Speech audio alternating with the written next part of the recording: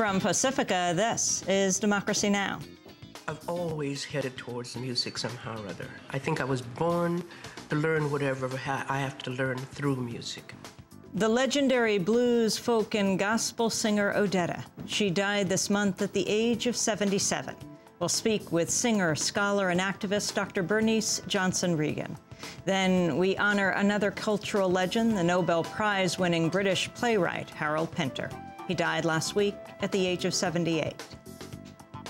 We have brought torture, cluster bombs, depleted uranium, innumerable acts of random murder, misery, degradation, and death to the Iraqi people, and call it bringing freedom and democracy to the Middle East.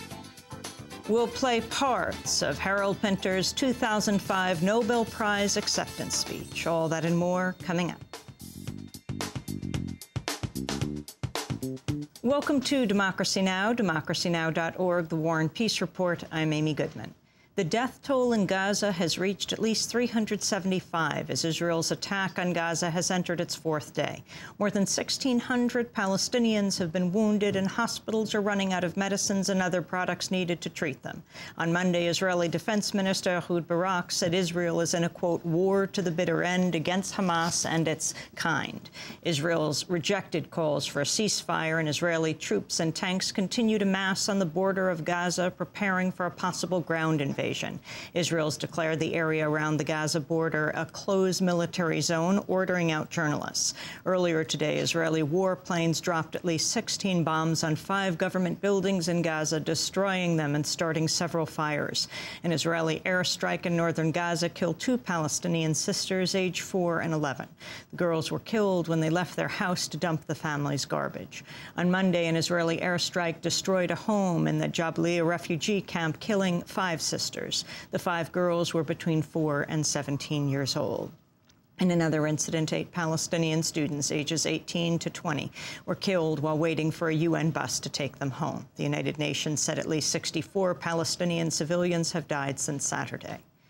The Israeli attacks have not prevented Palestinian militants from firing rockets into southern Israel. On Monday, Palestinians fired at least 70 rockets, killing 2 Israeli civilians and a soldier. The dead included an Israeli woman in the town of Ashdod who was killed from shrapnel wounds while taking cover from incoming rockets at a bus stop.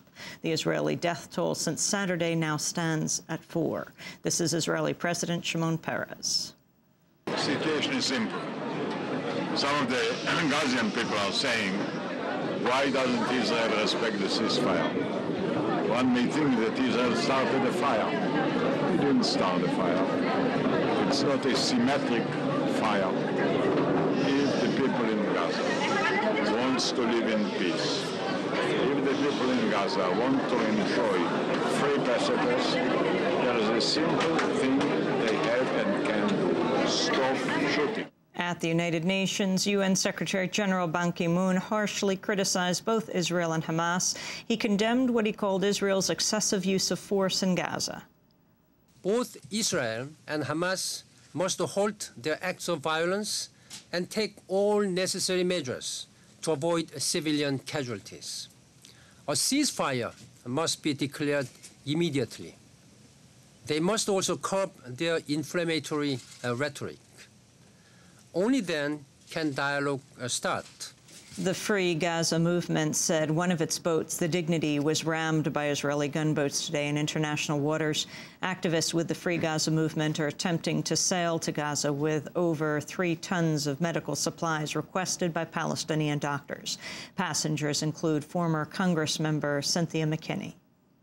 There is a need for the medical supplies that are on this boat. There is a need for international attention, and perhaps most importantly, there's a need for the people in the United States to understand that every piece of rubble that is there in that strip of land is caused by U.S. weapons. And the insistence on administration after administration of transferring weapons of mass destruction to parts of the world, and those weapons are then used to hurt and kill people. On Capitol Hill, Democratic Congressmember Dennis Kucinich has called on the United Nations to establish an independent inquiry of Israel's war against Gaza. In a letter to Ban Ki-moon, Kucinich wrote, quote, "The attacks on civilians represent collective punishment, which is a violation of Article 33 of the Fourth Geneva Convention. The perpetrators of attacks against Israel must also be brought to justice, but Israel cannot create a war against an entire people in order to attempt to bring to justice the few who are responsible." Protests against the Israeli attack have been held across the globe. In Lebanon, tens of thousands of Hezbollah supporters rallied in Beirut to condemn Israel. In Egypt, thousands of demonstrators denounced Egyptian President Hosni Mubarak for not helping the Palestinians in Gaza. In Amman, Jordan, protesters burned the American and Israeli flags. Here in this country, 3 women with the Atlantic Life community were arrested outside the Israeli embassy in Washington on Monday. The women were arrested after they approached the gate of the embassy holding signs that said, "Peace, stop the killing," and "Stop the war on the children." Meanwhile, in Chicago, police are investigating an attack on one of the city's oldest synagogues. A Molotov cocktail was thrown against the wall of Temple Shalom on Monday. The incident caused minimal damage. No one was injured. In other news, in Bangladesh, the political alliance headed by former Prime Minister Sheikh Hasina has won a landslide victory in Bangladesh's first election in 7 years. Hasina's party, the Awami League, ruled Bangladesh from 1996 to 2001. The election was held Sunday, ending 2 years of army-backed emergency rule.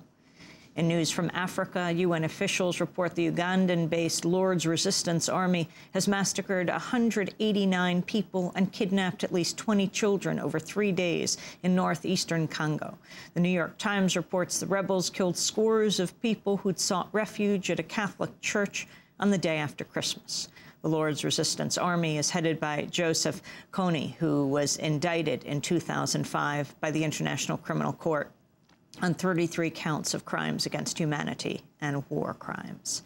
In Iran, authorities raided the home of human rights attorney Shirin Ebadi and seized her computers and her clients' documents. Earlier this month, the Iranian government shut down her organization, the Center for Defenders of Human Rights. In 2003, Shirin Ebadi won the Nobel Peace Prize for her efforts for democracy and human rights. In other news from Iran, 4 people died in a rare suicide bombing in the southeastern city of Saravan Monday. The Sunni militant group Jundallah claimed responsibility for the attack. The Iranian government has accused Britain and the United States of supporting Jundallah to destabilize the nation. In economic news, the U.S. Treasury will inject up to $6 billion into GMAC to help prevent the lending arm of General Motors from collapsing. If GMAC had declared bankruptcy, it would have cut off financing to roughly 85% of GM's North American dealers. The pact comes in addition to $17.4 billion in loans for GM and Chrysler. The San Francisco Chronicle reports the federal government's taking steps that may open California's coast to oil drilling in as few as 3 years.